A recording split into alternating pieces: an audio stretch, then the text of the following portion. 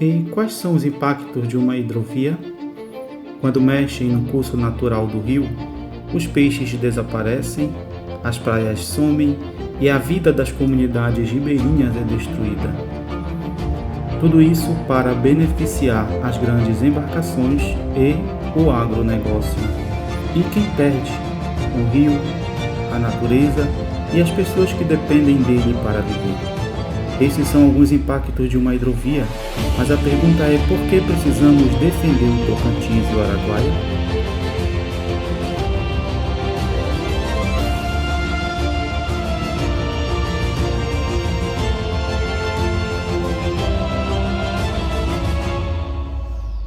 Obrigado, Padre Jové. Obrigado a todos que se fazem presente. Então, esse nosso encontro foi pensado para esta data, porque o dia de hoje é dia de quê? Dia de... Dia de quê? Dia da Amazônia. Hoje é dia de defender a Amazônia.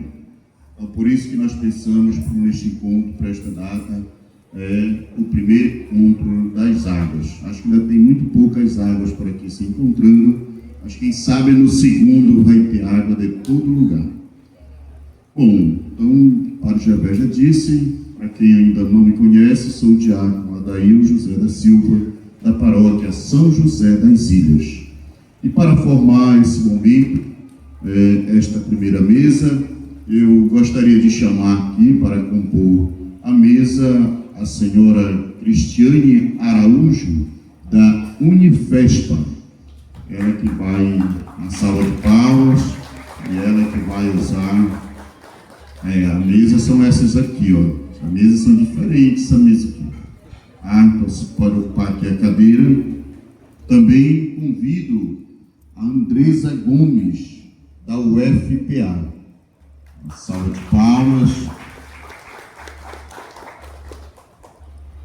Também convido a Jaqueline Damasceno, representante do MABER, também para compor a mesa. Vocês podem ocupar as cadeiras. A Nira, representada pela Nira, do MABER. Então vocês podem sentar, ocupar as cadeiras. Essas garrafas têm água, se quiserem molhar a garganta. Tá? Pela nossa ordem, está a Cristiane Araújo. Cunha?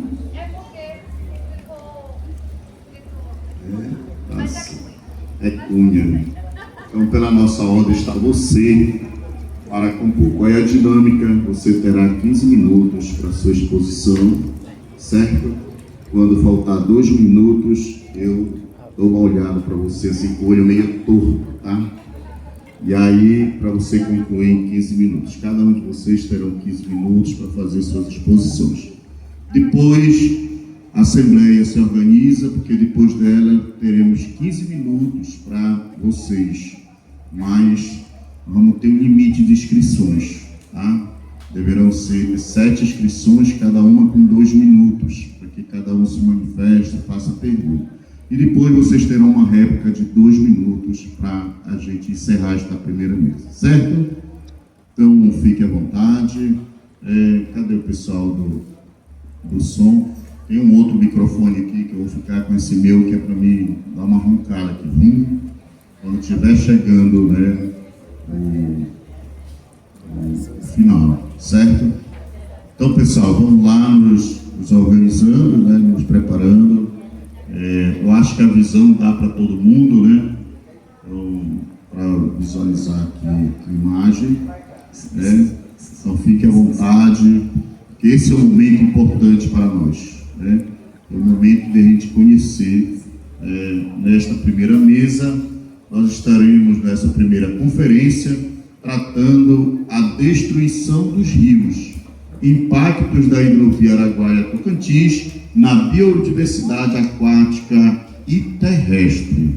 Tá? É esse tema que nós vamos discutir neste momento. Tá? Tem cabo de áudio? Não da hidrovia como um todo, do projetão. A gente vai pedir a licença só de um trecho de aproximadamente 35 quilômetros, que do Pedral do Lourenção.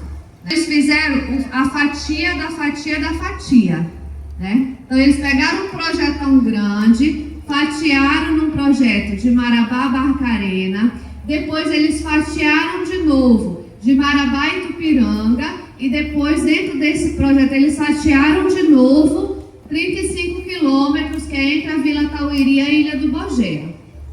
E aí quando se pergunta, por isso que está na mídia a questão do Pedral do Lourenção. Então o que eles pediram para ser licenciado nesse trecho de Marabá até Itupiranga? O derrocamento, né, que é a explosão do rio desse trecho, porque é um trecho que tem bastante pedrais. Aí esse mapa, ele traz um pouquinho desse recorte, né? Por isso que vai ser importante depois as lideranças pegarem esse material para que vocês possam ver ele bem direitinho. Então, a hidrovia é isso aqui, ela é bem mais ampla. Aqui já é um corte, que é de Marabá a Barcarena, né? Aí, dentro desse corte, tem um outro recorte, né, que é de Marabá a Itupiranga.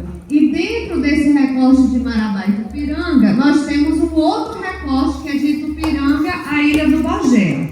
Aí a empresa, ela disse o seguinte: nesse território, né, lá, não tem comunidade. Foi isso que a empresa disse, não tem comunidade. Então, o que as comunidades, no seu processo de organização, começaram a falar? Nós existimos, né? E como eu já vinha e outros pesquisadores trabalhando nas comunidades ali desde 2014, eles começaram um processo muito importante, que foi o automapeamento, a autocartografia de seus territórios. Então, nessa autocartografia, eles realizaram o monitoramento da pesca, então eles já tinham dados sobre o que eles pescavam, qual era a renda deles em relação à pesca, quais eram os pesqueiros, de que as comunidades viviam. E quando a empresa chega e fala assim que eles não existiam e que a pesca não iria ser impactada, então eles apresentam esse mapa, né? E aí esse mapa, ele é muito importante, porque foi a partir desse mapa que foi elaborado pelas comunidades que eles apresentaram também para o Ministério Público Federal, e o Ministério Público Federal entrou com uma ação civil dizendo, né, que essas comunidades existiam. E agora, nesse mês, dia 29 e 30, um juiz, então o juiz ele suspendeu a licença, porque a empresa já tinha conseguido a licença. Quando o Ministério Público apresenta esse mapa para o juiz, né, dizendo assim, olha, a empresa diz que não existe comunidade, mas só aqui nesse trecho, eles têm 25 comunidades organizadas, só nesse trecho. E as comunidades que têm o seu protocolo de consulta, todas elas é um protocolo de consulta coletivo. Aí então o juiz falou assim, alguma coisa está errada, porque o documento da empresa está dizendo que não tem comunidade ali. Então o que o juiz falou? Vou suspender a licença e vou eu mesma lá no território inspecionar. Eu vou ver se é verdade que essas comunidades existem.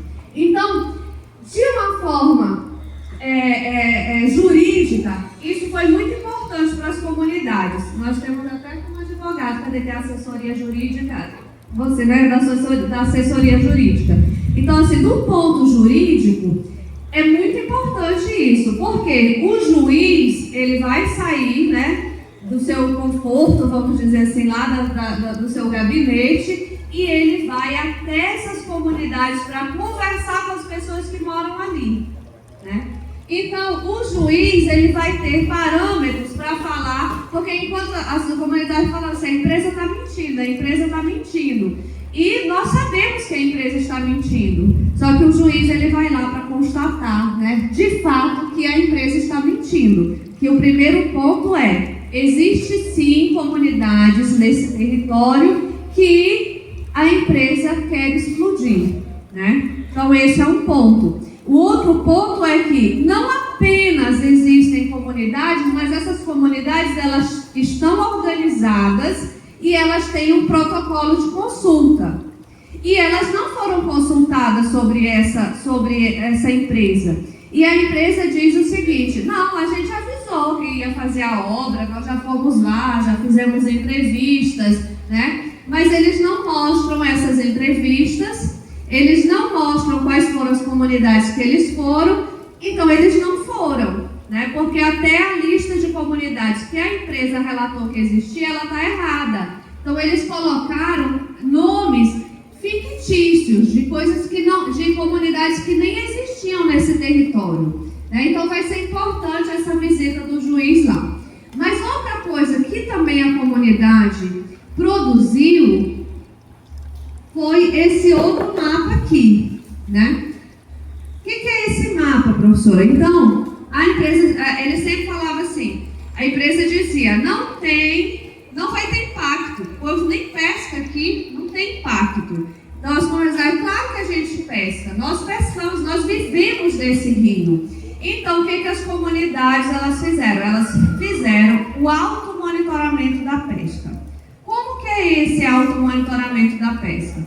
Então, eles tinham uma fichinha, né? E aí nessa ficha, eles anotavam toda vez que iam para o rio. Quem foi pescar, quantos peixes, quais os peixes pegou, quantos quilos, por quanto vendeu, qual foi o lugar da sua pescaria. Então, ao longo de alguns anos, eles fizeram esse automonitoramento da pesca. Nós, lá da universidade, a gente foi auxiliando esse processo para poder fazer as sistematizações. Então, esse outro mapa, ele também foi utilizado nessa ação judicial. Porque nesse trecho, né, e aí esse é o mesmo recorte, Vila Tauiri à Ilha do Bogea, de mais ou menos 25 quilômetros. Os pescadores, eles pescam várias categorias de peixe, mas sendo as principais dentro dessas categorias, o voador, o piau-flamengo, a curimatá, o mandibuela, né, e a pacu, né, e a pescada. Então, dentro desse território aqui, eles sabem o quanto que cada comunidade pesca e o que cada pesca. Não é toda a comunidade, vocês, a maior parte aqui são pescadores, então o que pesca lá, às vezes, lá na Saracá, não é a mesma coisa que pesca aqui. Como é mesmo o nome dessa ilha? Cuspiaricá.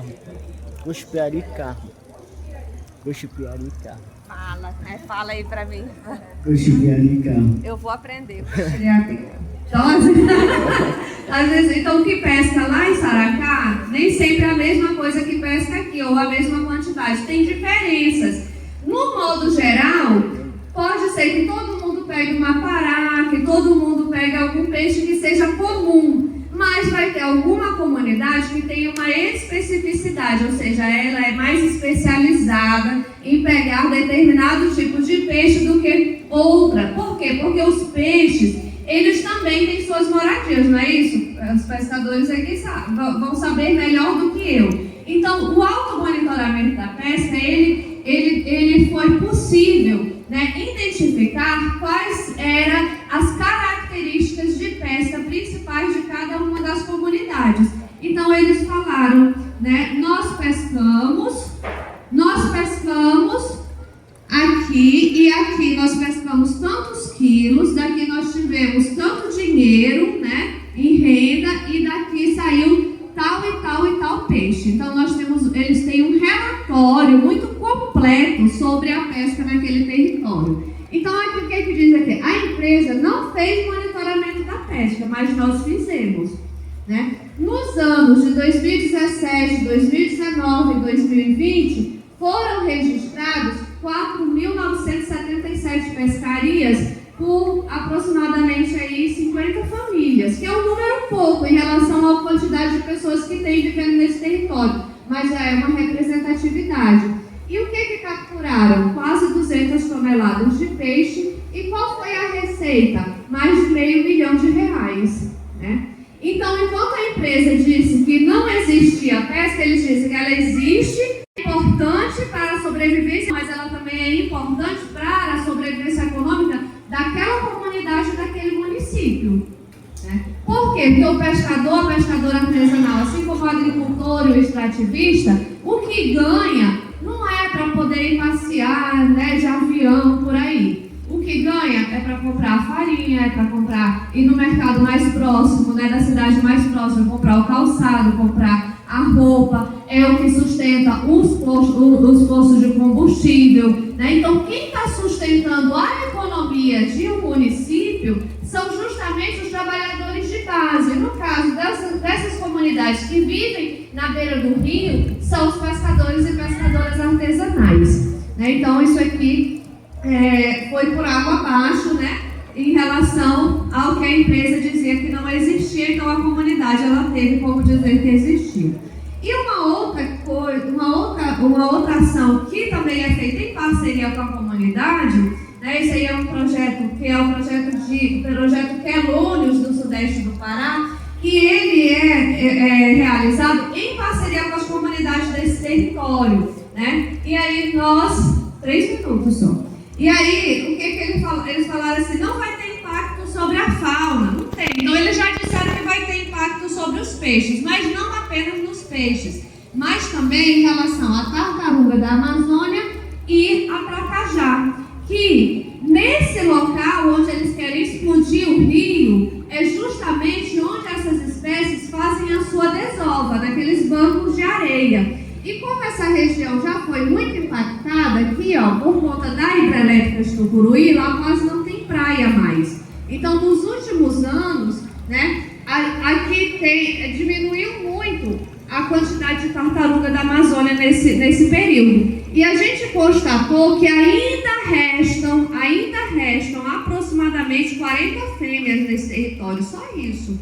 Como é que a gente sabe disso? Porque a gente faz um monitoramento desde 2017. E aí, nesse período, todos os anos a gente consegue resgatar, em média, 40 ninhos. Tem ano que a gente consegue resgatar 42, 35, 37, 41. Nunca passou de 43. Então, isso nos dá uma média de que só existe, desovando nesse território, aproximadamente aí 40 tartarugas da Amazônia. Então, eles querem matar o restante das tartarugas da Amazônia que existe nesse território, que é uma espécie ameaçada, né, de extinção, e que naquele território é uma espécie extremamente ameaçada e vulnerável, porque a hidrelétrica de Tucuruí já conseguiu destruir com quase toda essa fauna de tartaruga que existia lá naquele território. Conseguiu o áudio? E para quem... Aí temos aqui um videozinho, que aí ele termina a minha fala. Bora ver se está saindo.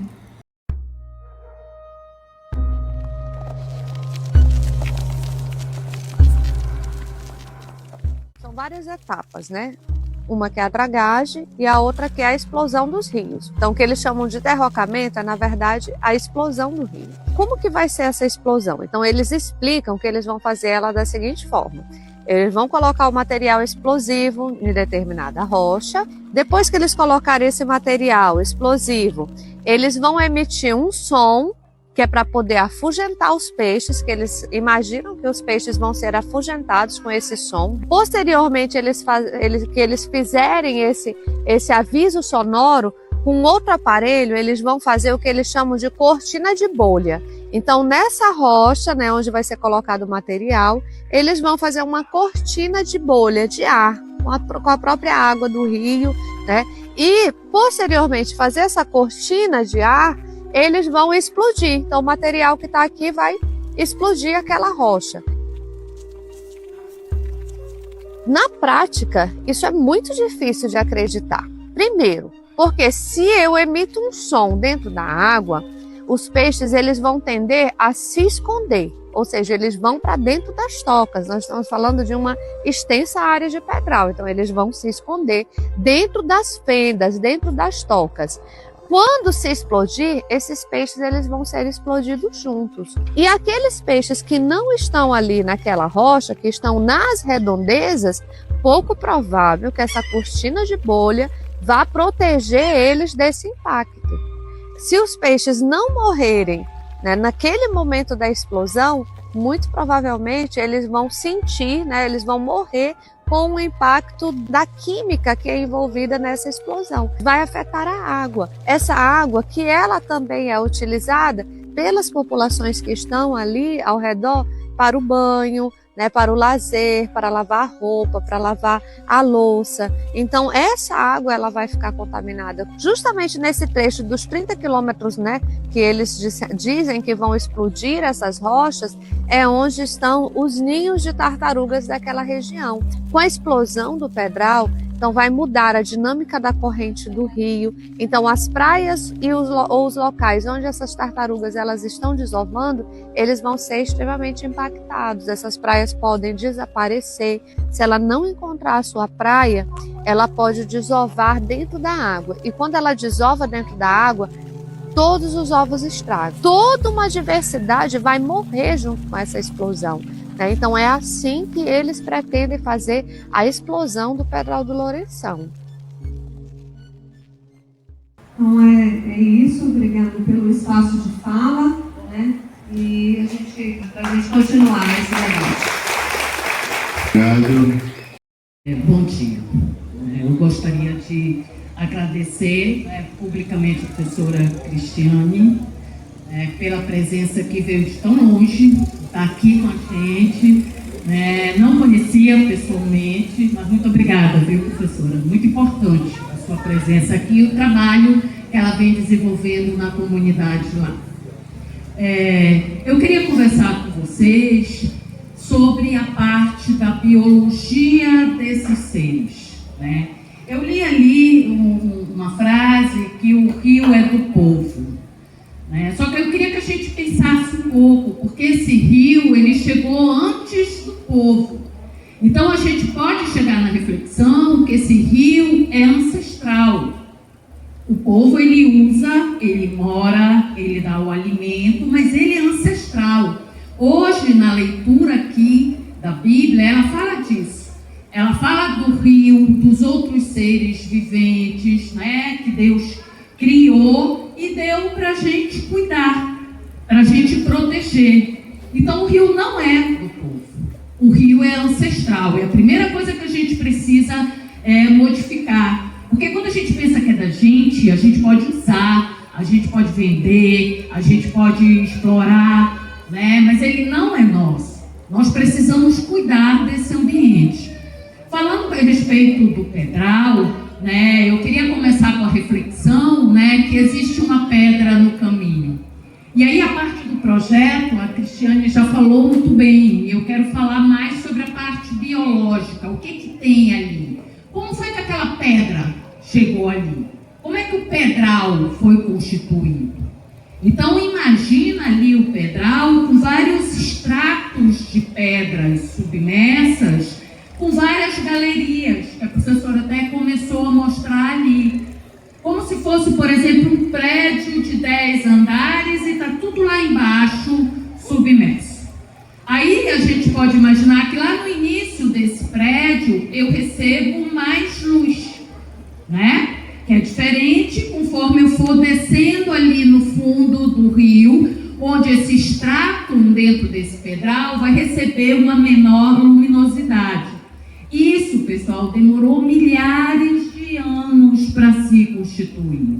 E cada prédio, cada andar, se a gente for fazer a comparação com esse prédio, dentro do pedral, tem toda uma constituição de organismos viventes que foram selecionados ao longo desses milhares de anos para viverem ali. Vocês vão ver que tem peixes que são territorialistas, que é tipo aquele vizinho, quando a gente mora em condomínio, que é chato, fica brigando o tempo todo por território. Nós temos isso também no pedral.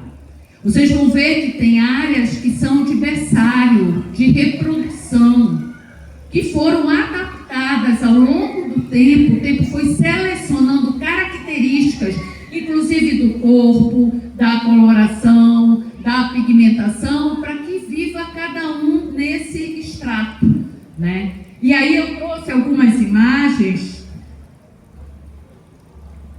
só para a gente ver essas características. E aí eu deixei sem som mesmo, tá? Esse vídeo aqui eu vou deixar aqui o padre, ele foi feito pelo museu, o professor Leandro, e ele faz uma viagem nessa profundidade do pedral, destacando espécies endêmicas que só existem ali, espécies ameaçadas, vulneráveis, mas eu não quero entrar nessa questão. Isso eu vou deixar para ser divulgado depois nas comunidades, né? Eu quero olhar a questão da evolução, quais são os seres, né, viventes ali nesse pedral. Por isso que eu já estou começando mais aqui no vídeo, tá? Essa espécie, eu não sei se está dando para ver bem, né? Deixa eu voltar um pouquinho.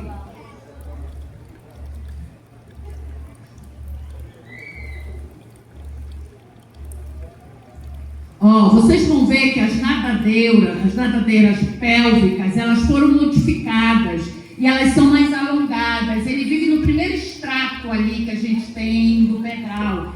E é como se ele estivesse caminhando muito rápido nas pedras. Isso aqui, ao longo do tempo, foi sendo formado com essas características, porque aqui eu tenho muita correnteza, né? Então foi necessário essas características ao longo do tempo para que ele consiga sobreviver ali. Logo depois a gente vai ver uma espécie que ele é mais parado. Ele não fica tanto lutando com a correnteza, né? Ele faz isso, que é mais para ele guardar energia. Então ele não tem tanta a movimentação desse gênero, mas ele fica mais parado e a gente já começa a ver uma modificação no corpo dessas espécies, tá? Esse fica mais como se fosse um torpedo mais alongado. Repare também na pigmentação do tegumento dessas espécies diferentes.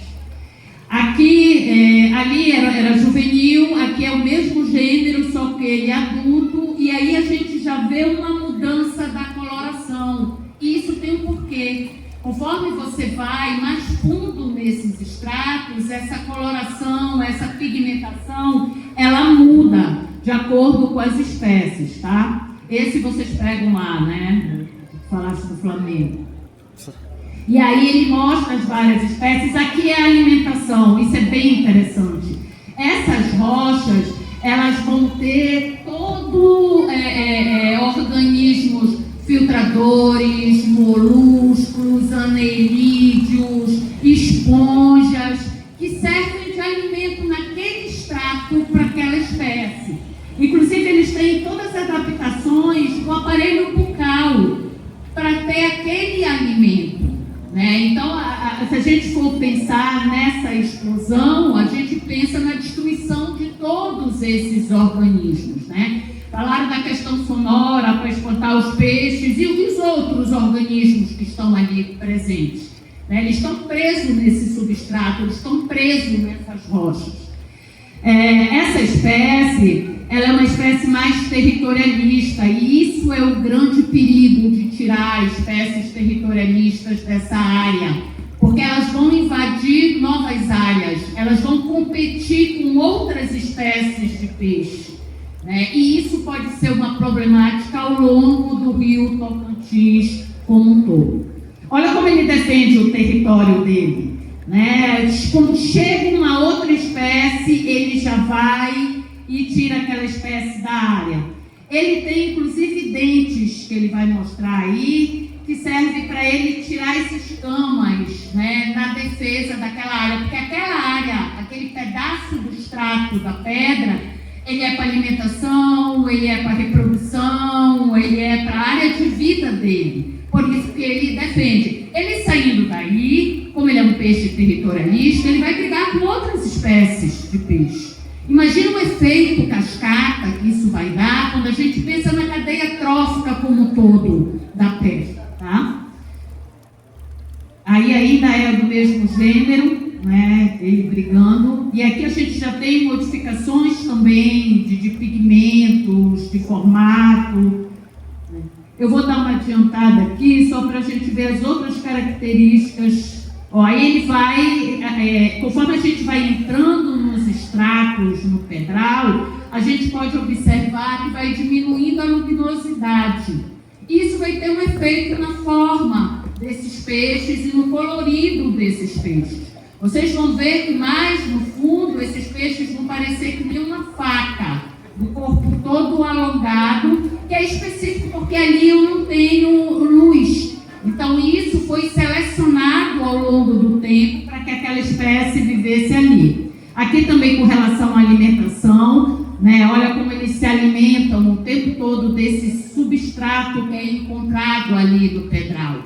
Destruir isso é destruir o alimento para esses peixes, é mexer na cadeia trófica, né? E o que isso tem a ver comigo? Se eu mexo no início da cadeia, essa cadeia ao longo, é óbvio que ela vai ser alterada. É óbvio que isso vai ter um efeito no prato, no alimento de vocês. Então a gente precisa pensar essa relação, né? O projeto ele foi muito bem pensado por partes, porque se ele se apresenta como um todo, a gente consegue relacionar o impacto que isso vai ter na vida dos ribeirinhos, tá?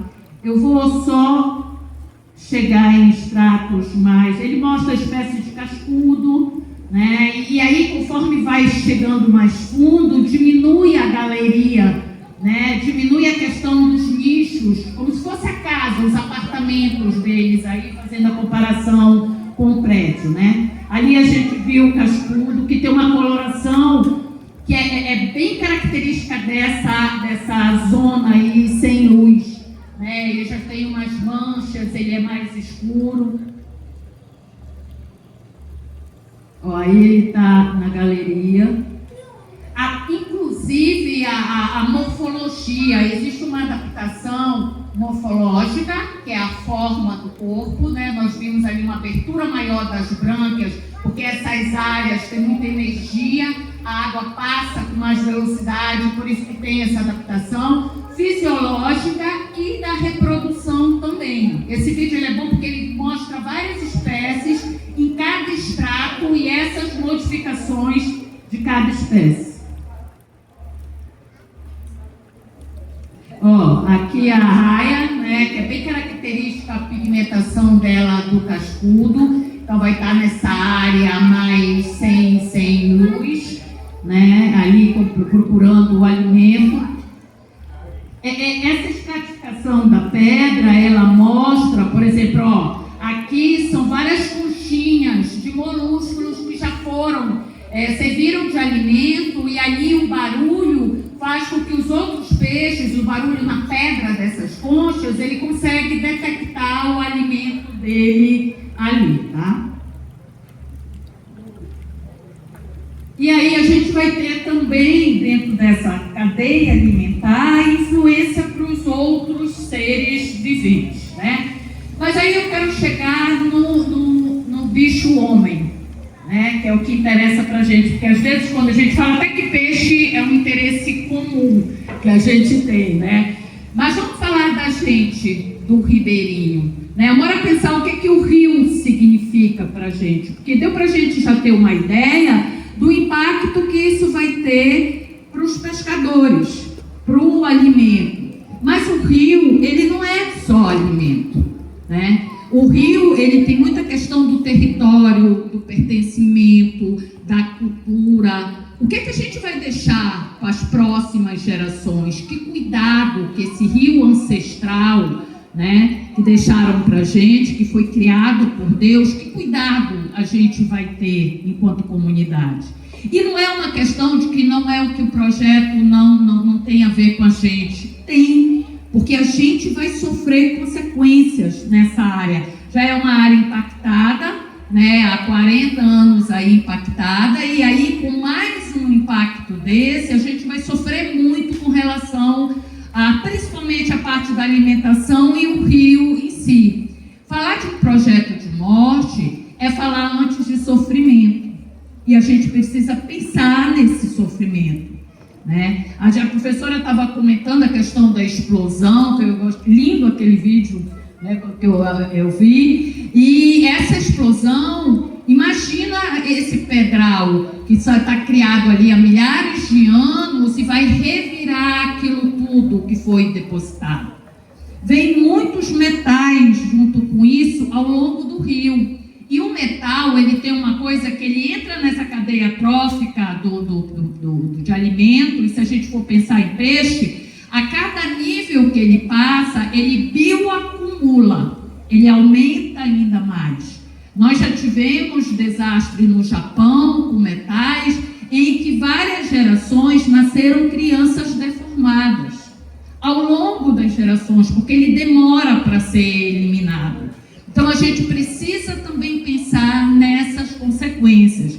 E o que a gente precisa fazer é começar a se organizar, né? Dou os parabéns para a igreja que começou esse movimento com vocês, porque a igreja, ela pensa não só na fé, mas na qualidade de vida. Porque o que vai impactar e o que a gente está discutindo é a qualidade de vida de vocês, mas principalmente de nossas crianças. Então a gente precisa pensar o que a gente quer deixar de identidade, de território, de pertencimento, de cultura do Rio para as nossas crianças. Porque nós somos os responsáveis por esse cuidado com o Rio, tá? Eu vou deixar para as perguntas, para as dúvidas depois que vocês tiverem. Obrigada.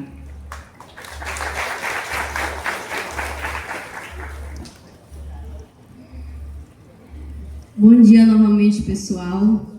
É uma alegria muito grande estar aqui com vocês, revendo companheiros da igreja. Muito obrigado aí a Andresa. Agora seria a Jaqueline, representada pela Nira. É só Nira mesmo? Odenira Dias, que é também pesquisadora, e ela está representando o MAB. Tá? Então, nesse momento, pede aí uma salva de palmas, né? E vamos. Você tem 15 minutos, né, aí para fazer a sua exposição.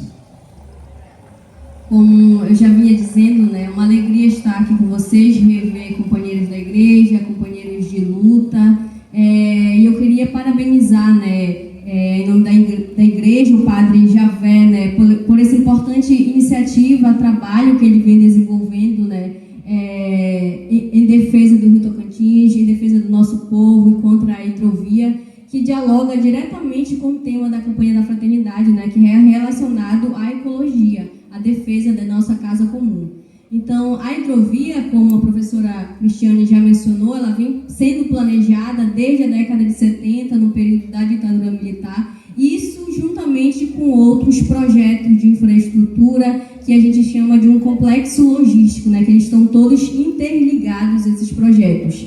Então, a ampliação da hidrovia, o derrocamento do Pedral da Lourenção e a dragagem do Rio Tocantins, para haver um aprofundamento para que passem as barcaças. Então, há um fracionamento, né, do licenciamento ambiental para facilitar a emissão das licenças.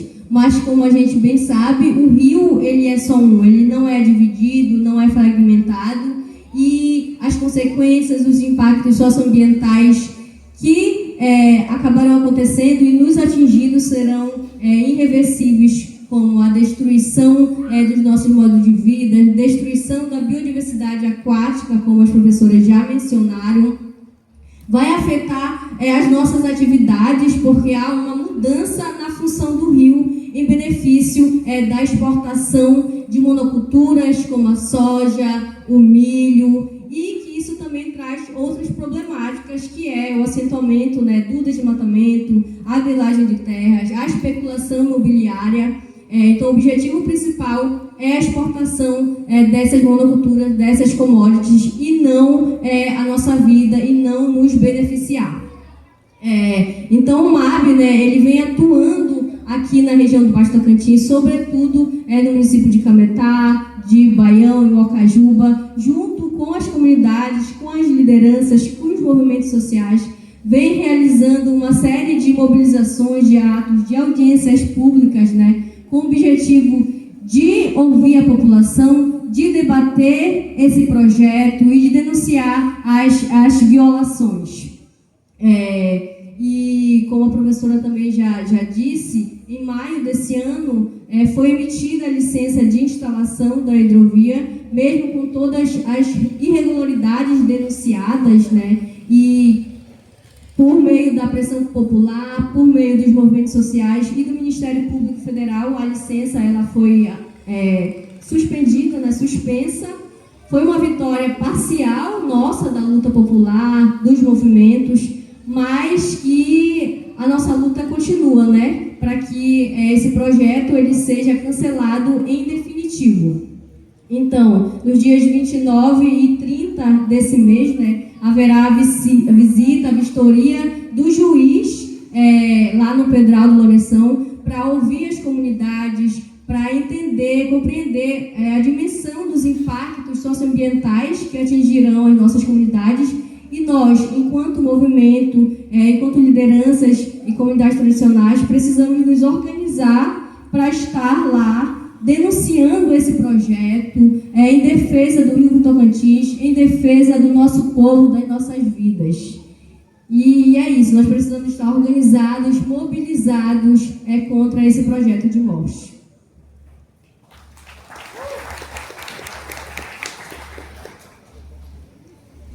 Muito obrigado aqui as três, agradecemos a exposição. No momento a gente tem 15 minutos para o plenário.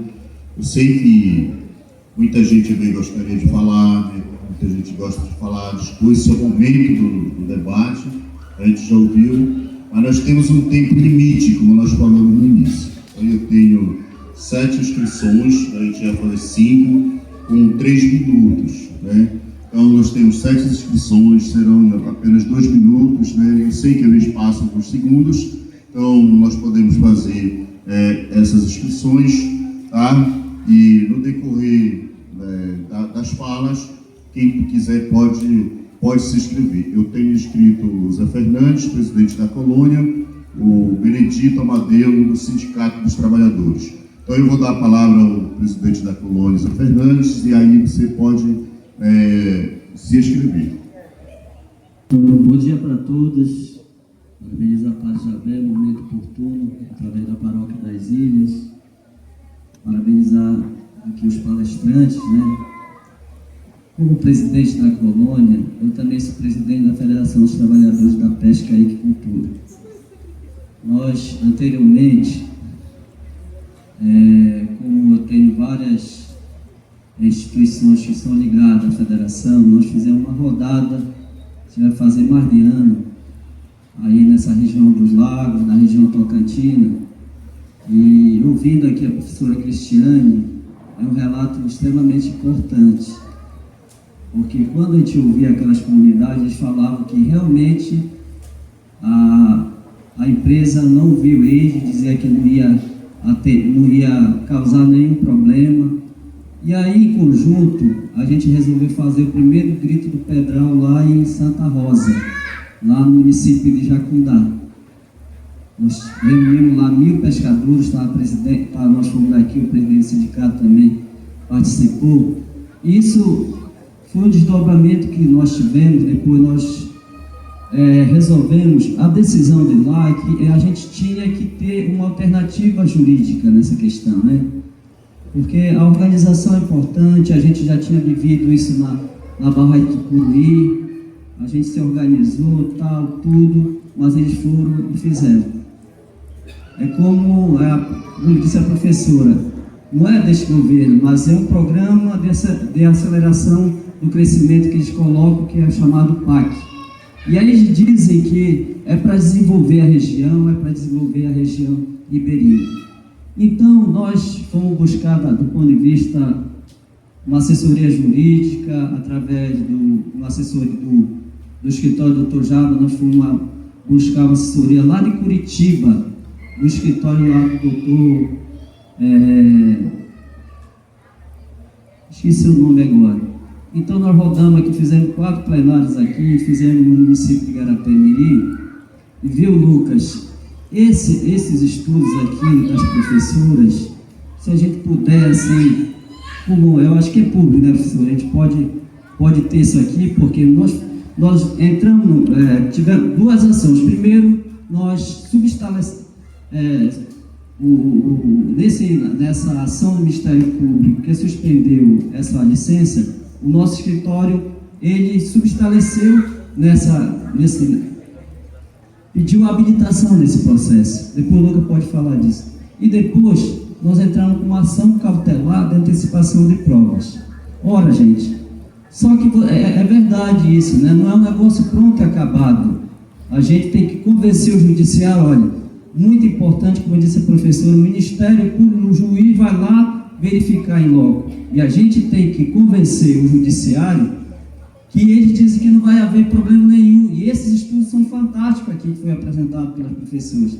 Eu estava vendo aqui que a professora colocou, lá na Câmara aparecia 9,5, quer dizer, quase 10 metros, né, que foi lá dentro. Então, imagina o tamanho disso lá na profundeza que tem isso.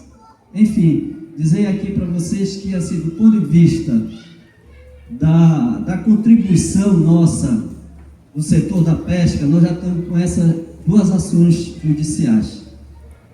Mas não é um negócio pronto e acabado. A gente tem que estar conversando com o juiz, se organizando cada vez mais, junto com os outros movimentos, o movimento da igreja, porque é um movimento poderoso, gente. É um movimento que o governo federal quer, que o governo do estado quer, que o agro quer, que a elite quer. Só nós que não queremos.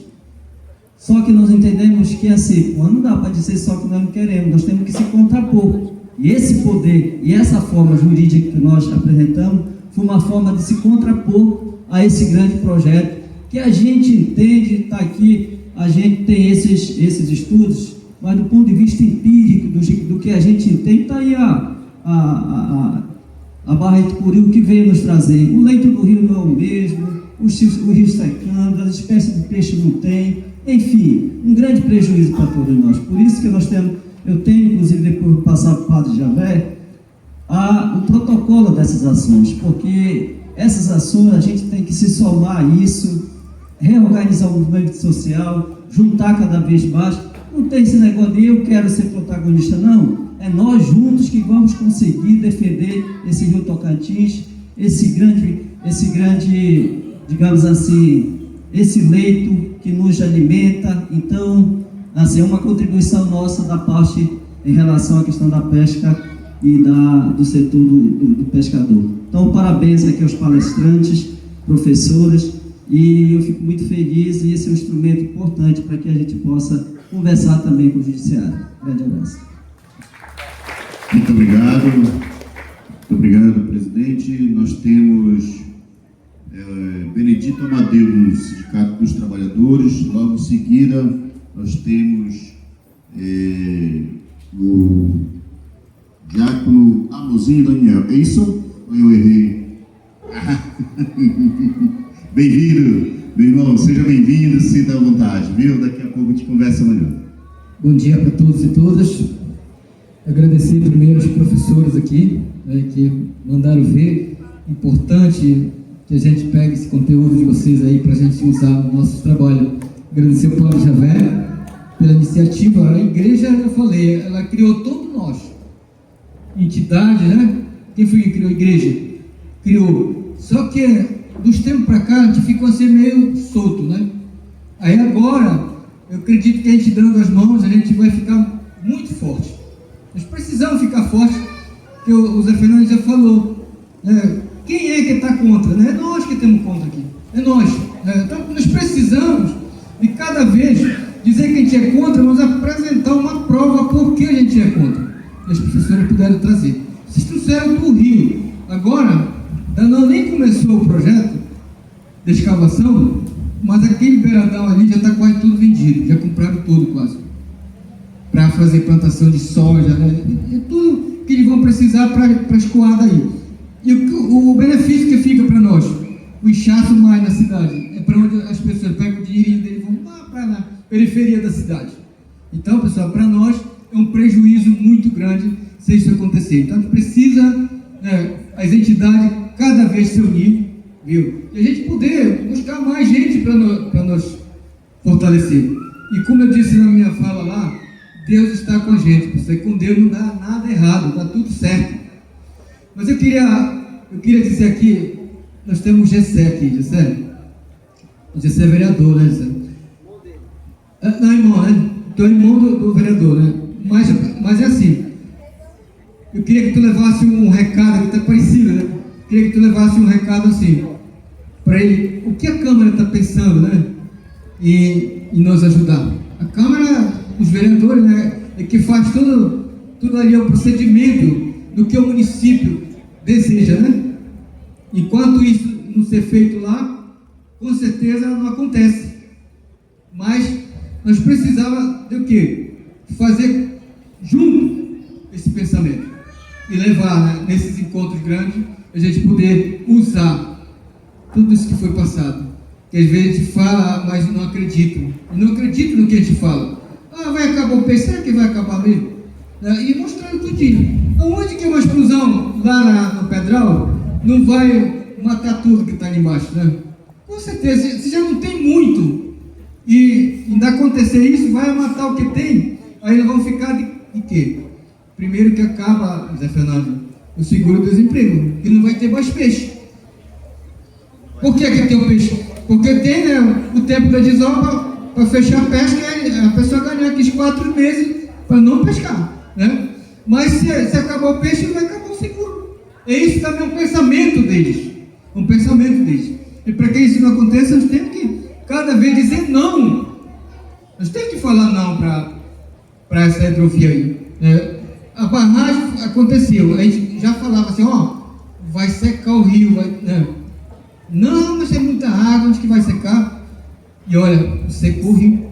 Se vocês forem andar, né, como a gente anda, a gente já não pode passar. Quando nós viemos aqui num barquinho pequeno, que nós viemos barrando aí, nesse monstro de rio que tem, né? E já está seco. E agora com mais essa escavação, lá vai ficar fundo. Mas essa aguinha nossa vai tudo para lá, ó. E lá vai ficar água corrente lá, se isso acontecer. Mas acredito em Deus que não vai acontecer. Padre Javé, estamos juntos. O sindicato está junto, se Deus quiser. Obrigado. Muito obrigado. Diácono Amorzinho, segure só um pouquinho, que tem o tio Nozinho, né? Cadê ele? Ele se inscreveu na sua frente. Só segure lá a bandeira, que a próxima já é o senhor. Tá, bom dia, né, aos professores, né, a todos. Eu só queria lembrar aqui do saudoso Dom José Dias Chaves, né? Que foi um dos homens que foi lá acima da barragem, né, fazer também essa mesma situação para que não acontecesse, né? Ou que tivesse melhoria, né, para nós ribeirinhos. E, no entanto, a minha pergunta que eu quero fazer é o seguinte: eles falavam na barragem, vocês vão ter energia de lá até Cametá. Era essa a promessa, né? Mas aqui tem muita gente de testemunha. Para ver essa energia para cá, o que foi que aconteceu? Todos nós jogamos suor para poder puxar, né? Para poder ter essa energia hoje, né? E hoje já está a mesma coisa.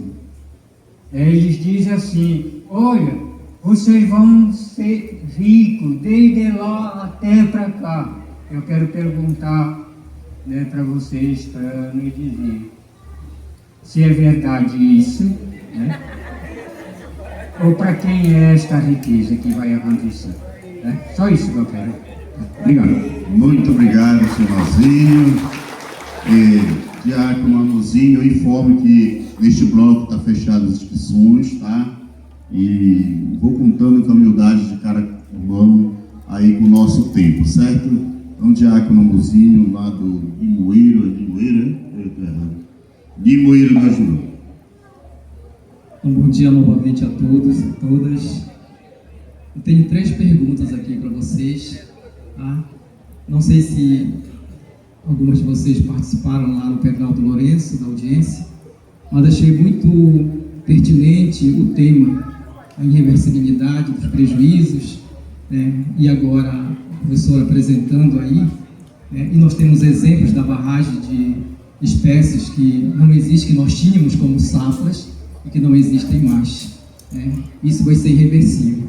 Então, baseado nas falas de vocês, as minhas perguntas são: qual estratégias do empreendimento fatiar o projeto da hidrovia Araguaia-Tocantins? É para facilitar a obra ou é para remeter uma falsa impressão para a população? A segunda: De acordo com o projeto do empreendimento, a área de impacto está num raio de 10 quilômetros e somente por 3 anos. Como as pesquisas vê essas informações? E a última, qual a dificuldade do empreendimento em não fazer a consulta prévia livre, informada e de boa fé que o MPF tem solicitado? Então são essas perguntas, se vocês puderem contribuir para nosso conhecimento, é muito importante. Muito obrigado, Diácono. Obrigado pelas perguntas. Daqui a pouco vão responder. Irácio está escrito, depois do Irácio, acho que não sei se é Adilson ou Atilson, uma coisa assim. Esse é que eu anotei aqui como eu sei, né? E por último, Jair, que é o clone do Gessé, tá vendo? Isso aí, cadê o Bito? Esse é o clone, não é o Gessé, é o clone dele. Olá, bom dia para todos. Professora, a primeira que falou aqui, eu queria fazer uma pergunta, né? Foi falado muito do estudo lá no Pedral do Lourenço, né? E realmente está focado lá porque é a pedra que está no meio do nosso rio aí, para a hora que quebrar lá, o resto é fichinha, né? Mas eu queria saber se tem algum estudo da Jusante para cá, né? Eu sei que tem estudo feito pela Eletronorte, pelas empresas, né? Mas se tem algum estudo mesmo da universidade, da Jusante para cá? A outra questão é para a professora Andressa, né? Não seria uma pergunta, né? Eu acho que seria uma contribuição para o seu trabalho, né? Eu sou pescador desde os 14 anos e a gente vivenciou essa questão da diminuição do pescado aqui na região e vivencia até hoje, porque assim como tem pedra lá no Pedral de Lourenço, eu já pesquei até lá no pé da barragem. E do fio da barragem para cá, tem pedras, muitas pedras aí. E com certeza vai ser quebrado também, né? Antes, esse rio, essas pedras se tornavam cachoeira no inverno. Era quando os peixes subiam, emagreciam para desovar. Aí depois que terminou essa cachoeira aí começou a diminuir. Tem peixe extinto mesmo aqui, como jaraqui, curimatá muito pouco, pacu também não existe. Os peixes de Piracema, né? Os peixes de Piracema praticamente estão acabados aqui. E lá no Pedral de Lourenço, a senhora fez a exposição muito bonita dos peixes lá, brincando lá na rocha.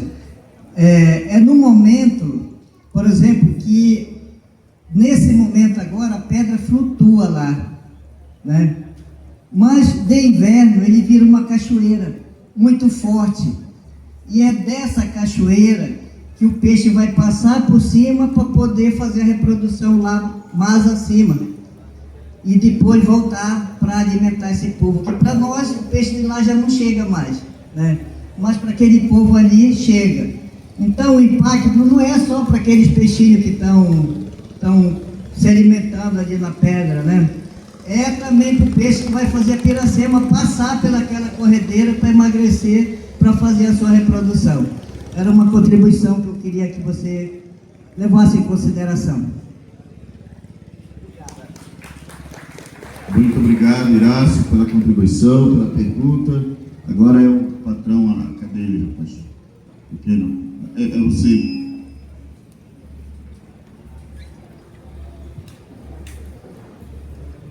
Atilson,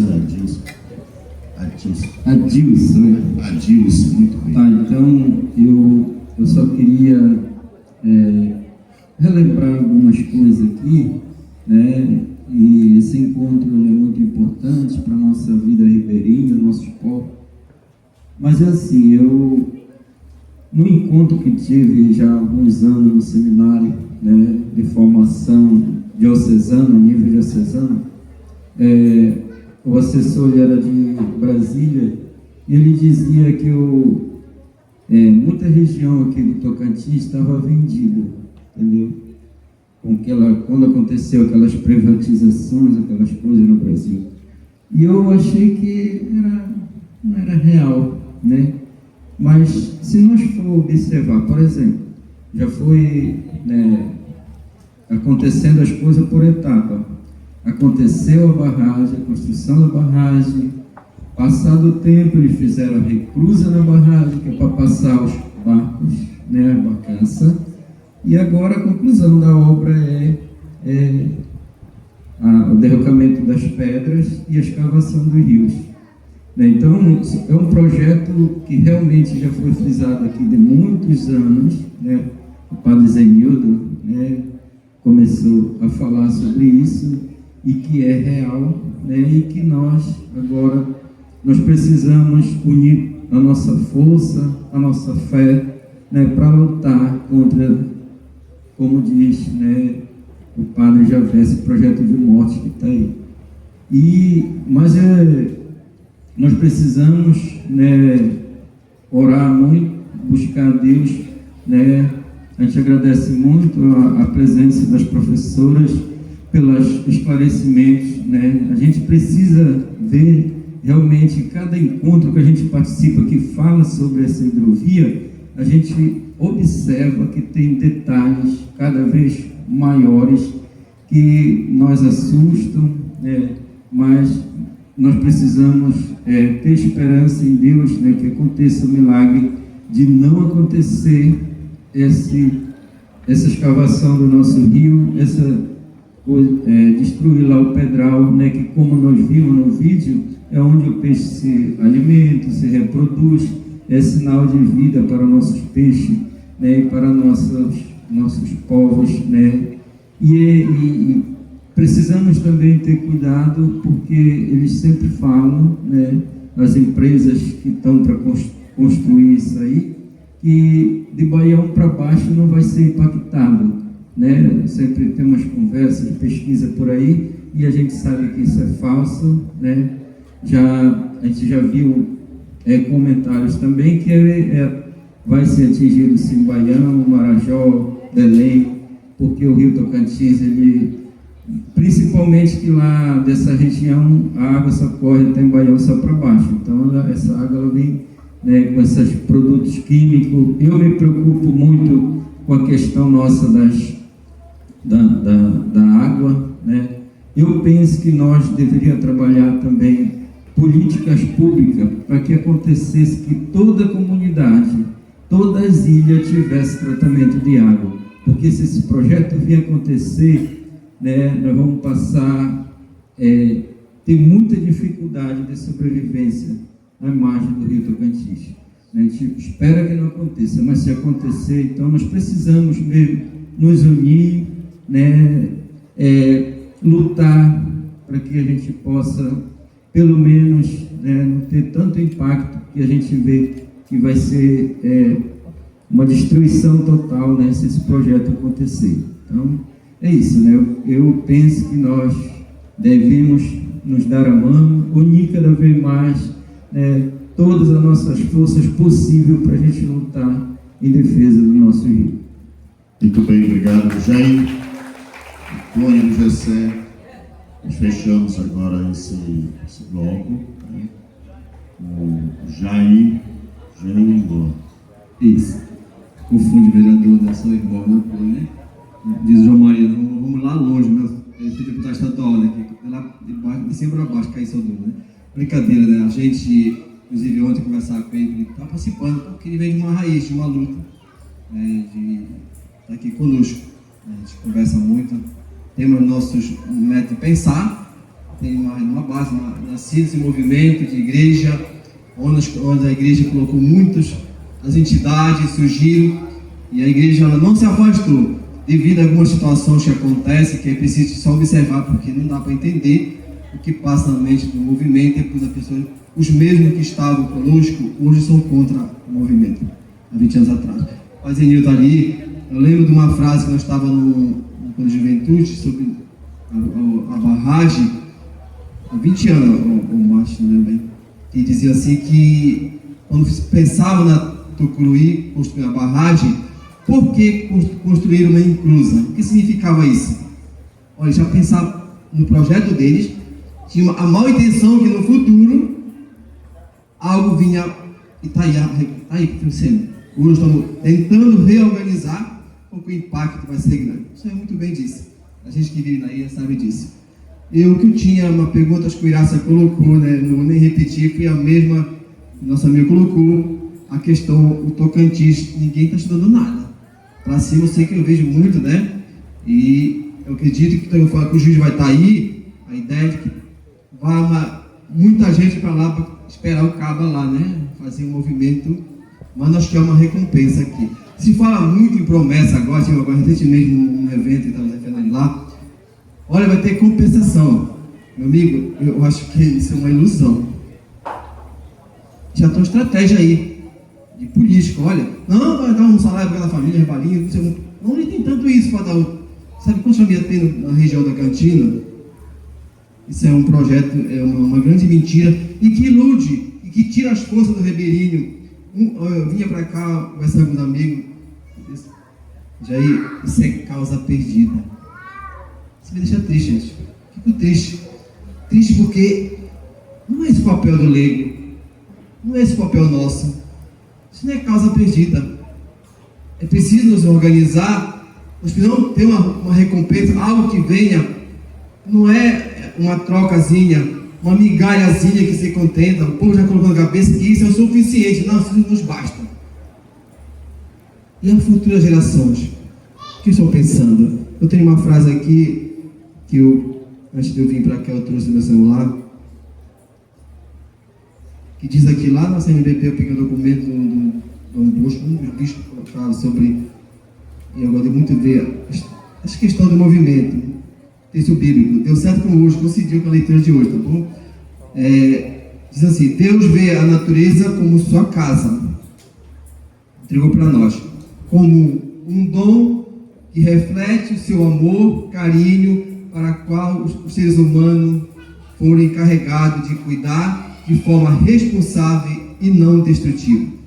Esse cuidado é um ato de amor a Deus, ao próximo, exige uma mudança de mentalidade, atitude para ir além da exploração, do egoísmo e protegendo a criação para as futuras gerações. E aí vem a pergunta: o que nós estamos pensando? Eu penso nos meus netos.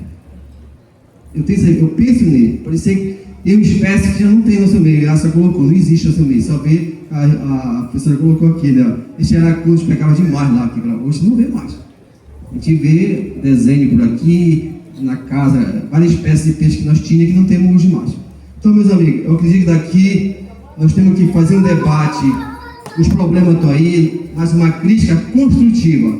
Encerro, eu fico assim, eu não espero do legislativo, nossos representantes, eles não têm muito interesse.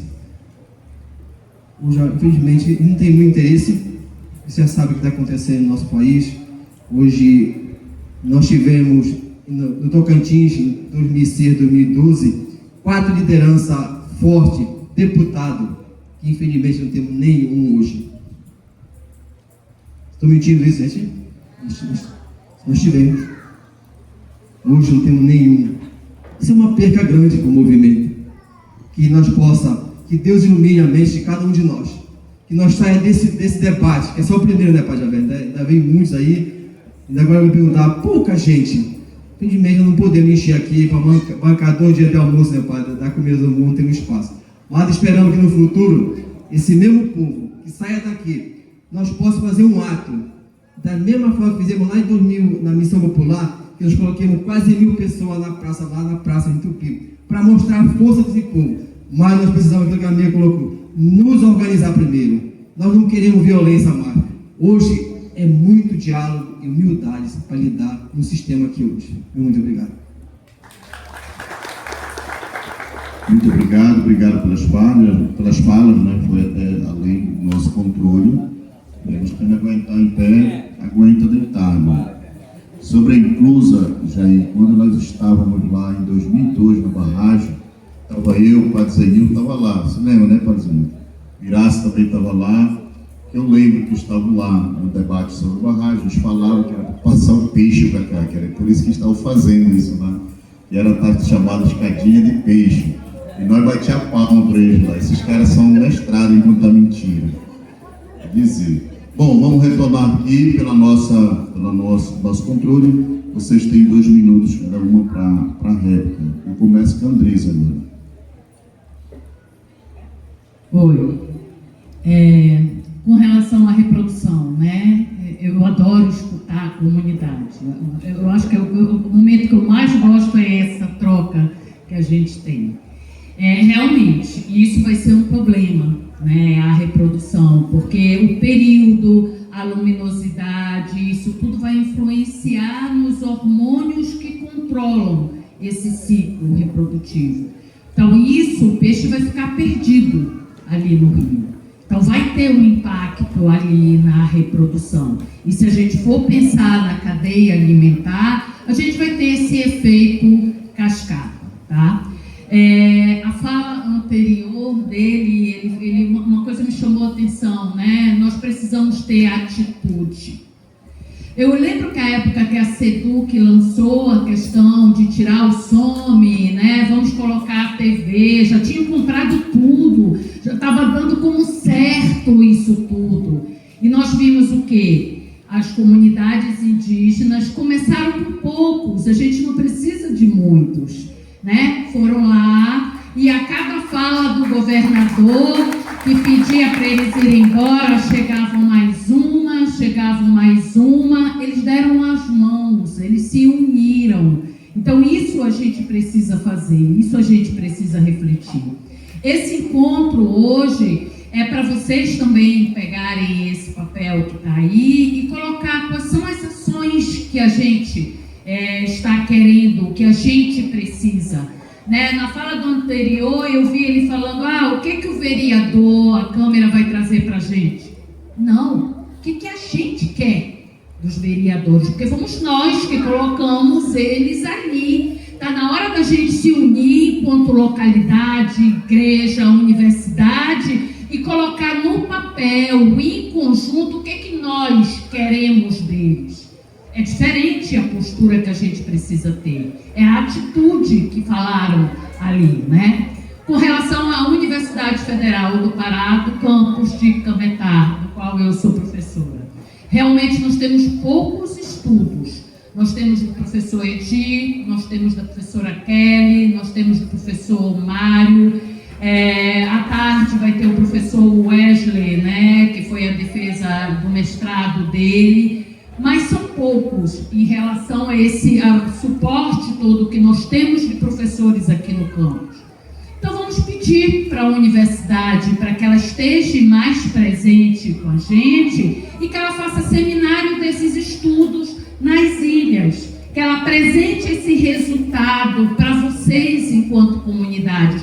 Não vamos esperar que eles venham, vamos pedir, vamos ter atitude. Né? Vamos cobrar, como a gente vai construir essa carta coletiva, vamos colocar isso como proposta na carta e encaminhar isso para a Universidade Federal do Pará. Né? Nós temos agora um coordenador do campus de Cametá, que é ribeirinho, né? A origem dele é daqui. Nós temos o reitor da universidade, que é ribeirinho.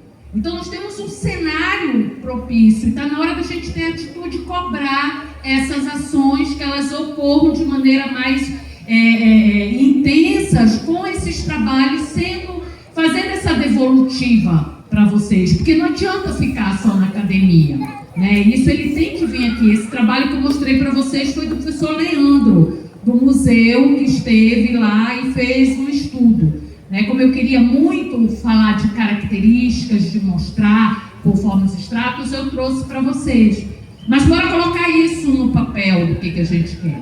E aí eu gostaria também que a gente colocasse nessa folha o que o rio significa para mim, para cada um da localidade. Porque isso a gente vai colocar também na carta, porque não é uma questão só de valor, né? A outra pergunta com relação se a gente ia ficar rico, né? O que é esse desenvolvimento? Para quem é esse desenvolvimento? Óbvio que não são para as comunidades ribeirinhas. Nós somos a pedra no caminho. A gente tem que ver se a gente vai resistir, até quando a gente vai resistir enquanto pedra, né? E eu não acredito que é caso vencido, não, senão eu não estaria aqui com vocês discutindo isso. Eu acredito muito na força das comunidades reunidas, articuladas. Acredito muito nas gerações, então a gente precisa pensar nessas atitudes nas gerações. Esse desenvolvimento são para quem vai fazer essa exploração, para eles economizarem durante 10 anos 20%. É isso que está em jogo. Até essa área toda aqui, ela nem entra no projeto em termos de compensação, porque essa área, o máximo que está previsto são cestas básicas. Comeu, acabou. E aí você vai ficar sem um alimento ali da mesa. Então, nem isso a cesta mais, então nem isso mais, ó. Tiraram até a cesta básica, né? E eu acho que nem se tivesse, quanto é que vale o teu território? Quanto é que vale ali o teu espaço enquanto família? Porque teve uma fala aqui que falou que eu vou para a cidade, ali na cidade é cada um por si. Não tem o senso coletivo que vocês têm, né, que constrói a casa um do lado, você tem essa relação. Ali na cidade não tem isso. Então a gente precisa pensar e ter atitudes. Então vamos colocar depois nessa pasta que tem aí, entregar na secretaria, que daqui para amanhã a gente quer fazer essa carta para ler para todo mundo, para encaminhar para cada comunidade, para a gente começar a colher assinaturas. E aí a gente vai começar a cobrar o que a gente quer. É na hora da gente ter atitude, a gente mostrar o que a gente quer. A gente não quer mais esperar por ninguém. O que vão fazer? Não, a gente quer isso daqui, enquanto comunidade. Eu acho que o momento que a gente está iniciando hoje é para isso, tá? Obrigada. Muito obrigada. Só duas orientações pequenas. Peço que o plenário, que a Assembleia se mantenham. A gente não autorizou o lanche ainda, nós combinamos de continuar aqui. Tá? E peço também às colegas que levem em consideração o tempo. Tá? Agora, a próxima é a Cristiane. Cristiane, é você. Vou para alguns questionamentos. Tá. Sobre as pesquisas, eu não vou na ordem, então vou colocando aqui. Sobre as pesquisas, nós lá da Unifesp, assim como outros pesquisadores, temos nos debruçado a pesquisa sobre o pedral mas aqui também em Cametá tem alguns professores, né, colegas de luta, que têm pesquisa sobre o Baixo Tocantins, principalmente sobre a questão do impacto nos acordos de pesca. Aquele primeiro mapa que eu coloquei, eu acabei esquecendo de falar, mas lá, inclusive, eu até coloquei, né, que essa área aqui, ela não está contemplada no projeto, nem em projeto como área de impacto, nem indireto, muito menos direto, né? Então, depois de Baião, até Baião está contemplado. De Baião até Barcarena, então todas essas as cidades, Cametá, Limoeiro, Igarapé-Mirim, né? Até a Baitetuba, né? Que também vai ser impactada, em Barcarena, não tem nada previsto para essa região. Então, as comunidades, elas precisam continuar lutando, precisam continuar nessa luta de unir o Baixo, né, e o Médio Tocantins, aqui e lá. Esse movimento ele já foi começado um tempo atrás com a caravana foi muito importante. Quem aqui estava na caravana? Tem algumas carinhas aqui, ó. Tem gente aqui que estava na caravana. Acredito que a gente precisa começar a pensar em organizar outra caravana, né? Porque isso aglutina os diferentes movimentos. Então, como a professora falou, provoca a universidade, os companheiros, os pesquisadores daqui de Cametá que pesquisam sobre a região, são parceiros, quando chama eles vão, né? Então, para que essas pesquisas elas possam ter mais amplitude, né, das pessoas conhecerem elas. Sobre indenizações, gente, o que está previsto? Nem para quem é diretamente impactado, que é onde o rio vai ser explodido, aqueles 35 quilômetros, está prevista indenização, vamos dizer assim, decente. Não existiria, nada indeniza a vida. Mas o que está previsto? Tem até um outro videozinho do MPF, eu vou levantar para poder tentar explicar. Está previsto 35 quilômetros de explosão, certo? Eles vão fazer isso em 3, 4 anos. Então, quando eles estiverem explodindo bem aqui nessa ponta, aí o que eles vão fazer? Quem mora aqui vai ser indenizado com um salário mínimo. Se essa explosão demorar 3 meses, então eles vão ter 3 meses de salário mínimo. Aí quando terminar de explodir aqui, aí ele vai chegar aqui e vai explodir aqui onde está essa casa. Quem recebeu o salário mínimo lá, os 3 meses, não vai receber mais. Aí por 3 meses, quem vai receber o salário agora vai ser quem mora aqui e quem mora aqui. Quem ficou para trás já era. Aí eles vão trabalhar mais 3 meses aqui, aí eles vão avançar mais 1 quilômetro de obra. Aí eles vão fazer isso nos 35 quilômetros, né? É essa indenização que está proposta no papel lá. A empresa tem realizado reuniões extraoficiais com colônias de pesca, com vereadores, com não sei o quê, e dizendo que vai ter rios de indenização. Isso é o que chega nos meus ouvidos, porque eu nunca fui nessas reuniões, né? Mas o que chega nos meus ouvidos é: mas a empresa disse que vai ter 90 mil de indenização por família. Mentira! Ele não tem nem previsto, essa é uma questão que eu já discutia lá na primeira audiência pública em 2018, é porque no projeto que está escrito, lá não tinha nem previsão de indenização desse um salário. Agora eles já escreveram, colocaram no papel, pode ser que eu dê um salário nessas condições dos 35 quilômetros. Indenização para os locais onde vai ser dragado, ou seja, onde a areia vai ser retirada, que é o caso, né, de quem vai estar de Marabá até Itupiranga, e de quem vai estar talvez dentro do lago, de quem vai estar aqui na Jusante, que está previsto as dragagens, que é a retirada da areia. Até o momento não tem previsão nenhuma. Assim, se alguém, eu já venho lendo, alguns companheiros que estão aqui também lêem esse projeto, a gente tem visto que eles não têm colocado isso no papel. Não tem nem previsão orçamentária para indenização, né? Então, essa é uma questão. Então, essa história aí do povo ficar rico está meio difícil. Mas, enfim, né? Por que fatiar o projeto? Alguém perguntou, né? Essa fatiação do projeto, ela é pensada tanto para a questão de facilitar as licenças, porque é mais fácil facilitar para 35 quilômetros do que para 2.000 quilômetros, tanto para desmobilizar, né? Por que eles fatiaram só para aquele trechinho ali dos 35 quilômetros? Lá não tem comunidade quilombola, lá não tem comunidade indígena, e aí eles ficam dizendo que lá não tem comunidade tradicional, só que pescadores, ribeirinhos também são tradicionais.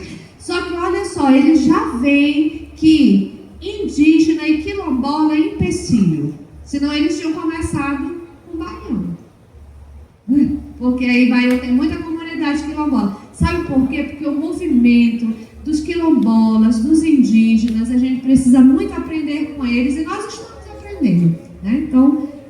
Então essas estratégias do fatiamento. Por que não faz a consulta prévia? Porque quando eles fazem a consulta prévia, eles estão reconhecendo que aquela comunidade é tradicional. Olha só, como que eles não reconhecem que ela é tradicional, eles não têm comunidade tradicional. Aí eles vão lá e vão fazer a consulta livre, prévia e informada? Se eles não reconhecem nem que ela existe, então eles vão continuar resistindo para não realizar a consulta, porque eles não reconhecem essas comunidades como tradicionais e comunidades que têm direitos, né? E essa questão do raio dos 10 quilômetros de impacto. Eles estabeleceram isso justamente por conta da pressão de que precisava ter indenização. Como ele não tinha nem previsto indenização, então eles falaram que é isso que eu falei. Eles vão explodir bem aqui. Quem estiver aqui nesse raio pode ser que receba um salário mínimo por 3, 4 meses, enquanto esse pedaço do rio esteja sendo explodido. Depois que eles passarem para lá, quem recebeu para cá não recebe mais, vai receber quem está ali, e assim e todo mundo que vai ficando para trás vai ficando sem receber. Quem está para frente, recebendo o veneno das explosões, todo o impacto das explosões, só tem mesmo a conta a pagar, né? Que no caso vai ser ter que comprar água, porque não tem água, vai ter que ter uma bomba d'água para poder cavar um poço, etc. É isso que é o que vai ser o pagamento, né? Que vai custar da própria pessoa, tá? E acho que é isso. Muito obrigado. Conclua a mesa com a Aldemira, Mábio, fazendo suas conclusões. Nós somos atingidos pela hidrelétrica de Tucuruí, que até hoje nós não fomos de nenhum tipo compensados, né, reparados pela barragem, pelos impactos socioambientais. Nós somos atingidos pela crise climática, que afeta diariamente as nossas comunidades, a nossa produção, e nós seremos atingidos pela hidrovia se ela vir a se concretizar. Então, esse projeto da hidrovia, ele vem sendo defendido em nome de um desenvolvimento, de um progresso que não condiz com a nossa realidade, não condiz com o que a gente deseja para nossas vidas, para os nossos territórios. Então, o MAB, ele denuncia esse tipo de desenvolvimento que só visa o lucro, né? Só visa o mercado nacional e internacional, e defende um tipo de desenvolvimento ou envolvimento, um outro desenvolvimento que respeite os nossos territórios, que nos ouçam, que respeite as nossas vidas. E como a professora Cristiane já mencionou, não há nenhum tipo de garantia de compensação para nós. Nós não somos sequer mencionados, né, como diretamente impactados pela hidrovia. E, sobretudo, quando a gente fala que a gente está no ano de COP, né, para discutir as soluções para as mudanças climáticas, essa contraditoriedade, né, dos nossos governantes de estar impulsionando esses projetos como a hidrovia, a exploração de petróleo na foz do Amazonas, e essa questão do fracionamento e da ausência de consulta prévia livre informada, a negação da nossa existência, a negação da existência de populações tradicionais, que inclusive vai contra a Convenção 169 da Organização Internacional do Trabalho. Então, são estratégias, são ferramentas para que esse projeto ele avance, para que esse projeto ele seja concretizado sem a nossa anuência. Muito bem, salva de palmas. Muito obrigado aqui à mesa, vocês aí continuem, que a gente vai entregar uma lembrança, né, para vocês, né? Agradecendo por esse momento, pela disponibilidade de vocês, e acredito que essa parceria vai longe, e queremos contar também com a parceria, né, de todas as entidades e instituições aqui que estão presentes.